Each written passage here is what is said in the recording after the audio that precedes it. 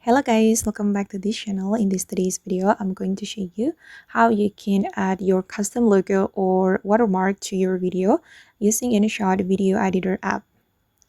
Okay, let's get into it guys. First of all, I'm going to open up my InShot application and I'm going to open up the project I have just created on InShot. Okay, for example, I'm going to add my logo to this video. Okay, I'm going to go to the PIP guys, and then I'm going to add this logo. I created this logo with Canva, and then I'm going to remove the background of this logo. I'm going to go to the cutout menu, and then I'm going to use Chroma feature. You can also use the cutout, but I prefer using this Chroma feature. Okay, and you can place your logo anywhere on any part that you want. You can also make it transparent. And wait, let me make it align with the whole video. Okay, and I'm going to make it transparent. I'm going to select edit, go to this menu. Okay, and here you can make it transparent like this, just in case if you want to make it transparent. Usually we'll make the transparent watermark like this.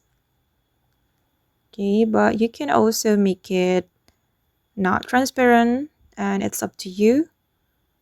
You can adjust it according to your needs, and I'm just going to make it transparent. You can set the opacity to 50 or 40.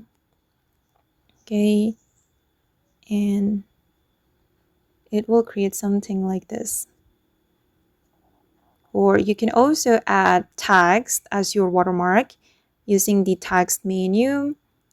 I'm just going to type in watermark like this, and I'm going to change the font. Okay, and we can adjust the opacity. Just go to the opacity and make it transparent.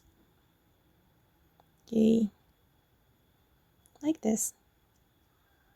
That's so simple. And don't forget to make it align with your video. All right.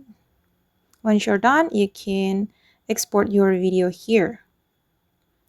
Okay guys, and that's how we can add custom logo or watermark to our video using InShot video editor.